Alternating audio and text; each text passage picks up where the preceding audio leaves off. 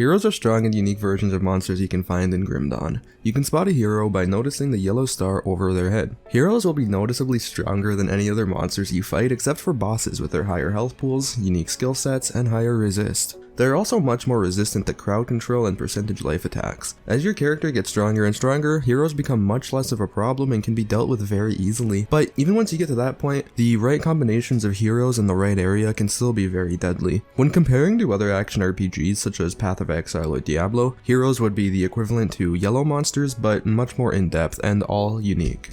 Every hero in the game is based on a base monster and will have the same base skills as that monster.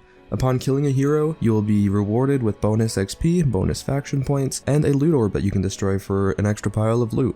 There are hundreds of heroes in the game spread out between all the factions, many with their own unique skill set, and others falling into a hero archetype. An archetype is a preset skill set that a hero has, and you can see their archetype as a suffix to their name. Like I said, not all heroes fall under these archetypes and will have their own unique skill set, but many heroes that you'll encounter do fall under an archetype, so we will go over each of them. All of the stats shown on screen during this segment will be of level 100 versions of these monsters on ultimate difficulty.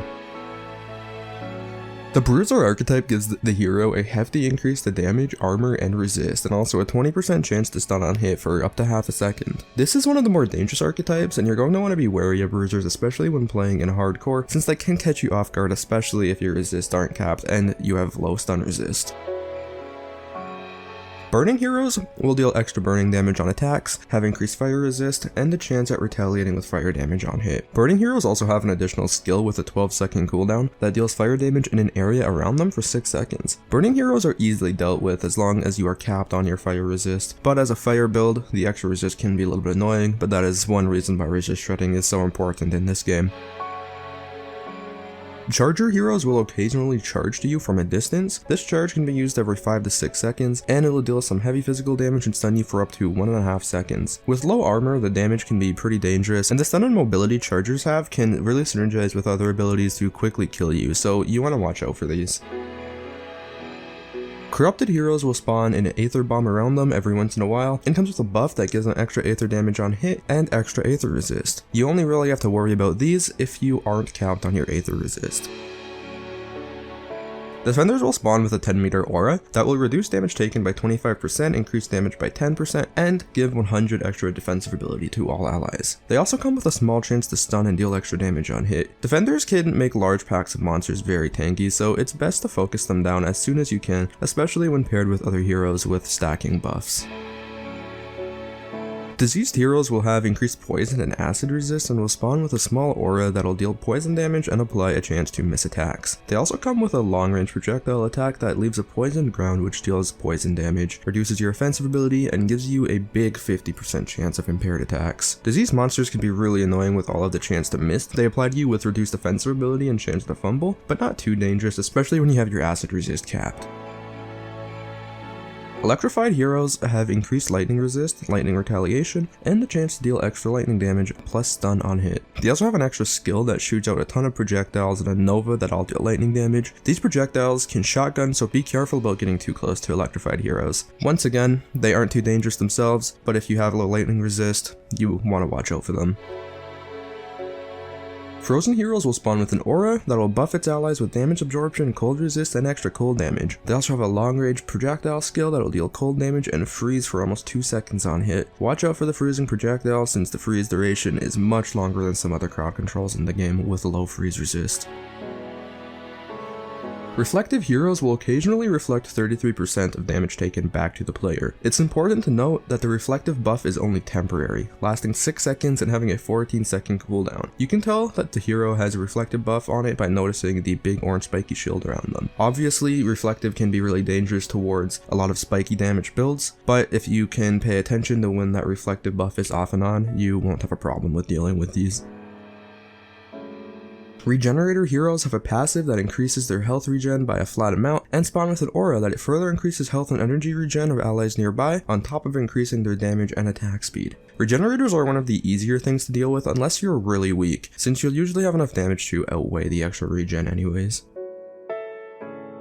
Shielded monsters will give themselves a buff that shields against some damage types and have access to an elemental bolt skill. The shield has a high amount of flat damage absorption that only protects against elemental, acid, and vitality damage. The shield also gives a 30% total speed buff if it's up and has a 24-second cooldown. The elemental bolt attack has a 1-second cooldown and will be spammed by the hero. This attack will deal some elemental damage and have a chance of applying a damage over time debuff. Shielded heroes can be really annoying if you fall under that damage type, and even if you don't, they will have that 30% speed buff while their shield is on, which can be a big deal if not dealt with quick enough. Supporter heroes come with an aura that increases the damage of nearby allies as well as their health and health regen. Supporters also come with an extra healing ability that will chain to up to 3 allies, healing them with a big burst of health. Supporters aren't too much of a threat by themselves, but can become really annoying and somewhat dangerous when paired with other heroes or bosses. Swift heroes have a passive that increases their attack, cast, and move speed, and gives them a chance to slow on hit. They also spawn with an aura that increases the total speed and health of nearby allies. Swift heroes aren't too hard to deal with, but can be dangerous when paired with large packs of other heroes. Unstoppable heroes have a passive that grants extra chaos damage and some other damage-oriented buffs. They also spawn with an aura that makes allies around them extremely resistant to crowd control, effectively making them immune. If your build relies heavily on crowd control, you're going to want to focus down the unstoppable heroes very quickly, but other than that, they are super easy to deal with. Void-touched heroes have a lot of bonuses, all revolving around chaos damage. They have a passive that gives them added chaos damage and extra chaos resist, a small aura that deals chaos damage around them, and a chain spell that deals chaos damage and can chain to up to 3 different targets. Some void-touched heroes also come with a spell that teleports them to the player from a range, dealing some chaos damage and slowing them. Void-touched heroes aren't too dangerous unless your chaos resist isn't capped.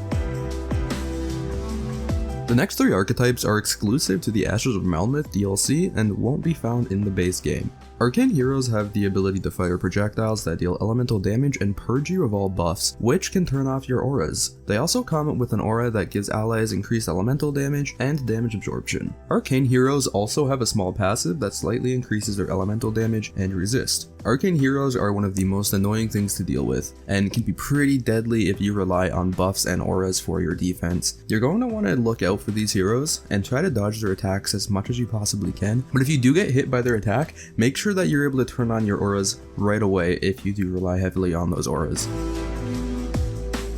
Time Warp heroes have a few bonuses that all revolve around slowing the player and speeding up allies. They have an aura that reduces the speed of enemies by quite a bit, a projectile attack that can slow and petrify, and a ground effect that will slow enemies even more. They also have a passive that gives them some elemental damage, speed, and slow immunity. Time Warp heroes can be really punishing if you can't kill them fast enough and don't have much slow resist, but if you're able to dodge their attacks, you should be fine.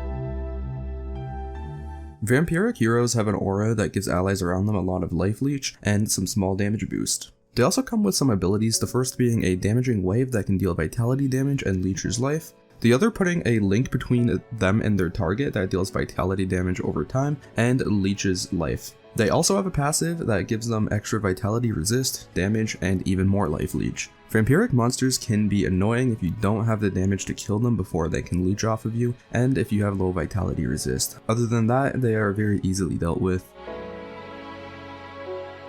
So that does all of the set archetypes that are available for heroes, but like I said, there are over 100 heroes in this game throughout all of the factions, so it would be ridiculous for me to go over every single one in this video. A lot of the heroes that don't fall under one of these preset archetypes do have some interesting mechanics though, so I'll give you a few examples of unique heroes so you know what kind of things to expect. Havos Emberspark is a hero that has access to many different unique fire and lightning spells, including a fire net spell that reduces armor, a tether skill that deals damage over time, and an aura that increases his fire and lightning damage on top of some other interesting effects. The spells I talked about aren't the only spells this hero can cast, but I just didn't want to fill up the screen with like 10 different spells and effects. Brother Baldrus, Charge of Empyrean, has all of the bonuses that a burning hero has, but also has a very heavy hitting meteor rain spell and a temporary buff that gives him increased fire damage and attack speed. Hagra the Tormented is an Aether Corruption hero that has all of the same effects as a Frozen archetype hero, but also has access to 2 separate cold damage spells. The first spell is a simple wave that deals cold damage and slows. Those are just 3 simple examples of heroes, but like I said, there are hundreds spread out between all of the factions. If you're ever curious about what a hero does, a great tool to use is the monster database on Grim Tools, which is what I've been using for this video to get all of these stats on the screen for you. Heroes can be found all around the world, randomly spawning in between every pack of monsters. The higher difficulty you're playing, the more common hero monsters will become. Most heroes in the game will be spawned randomly throughout certain areas where the faction usually spawns, but there are some heroes in the game that have 100% guaranteed areas to spawn. For instance, for example, the 3 ghost heroes that you have to kill for that quest in the Arkovian Undercity. If you're ever searching for a specific hero for whatever reason, the monster database in Grim Tools will tell you where every hero is able to spawn. So this brings us to the conclusion of this video, and I'd like to thank anybody who has watched to this point. I hope this information helps a lot of you. I know it personally has helped me learn a ton of information from doing the research into this video. It's a funny story, I actually always assumed that the supporter suffix on hero monsters just meant that they were based on people who originally supported the Kickstarter for this game, and I didn't really think it had an effect on mechanics for whatever reason. It was pretty dumb, but that was before I made this video. If you have any further questions, feel free to comment below and I'll be sure to reply, or if you want to have more of a conversation, you can always catch me live on Twitch. I'll link my account in the description. Once again, thank you all for watching, and I will see you in the next video.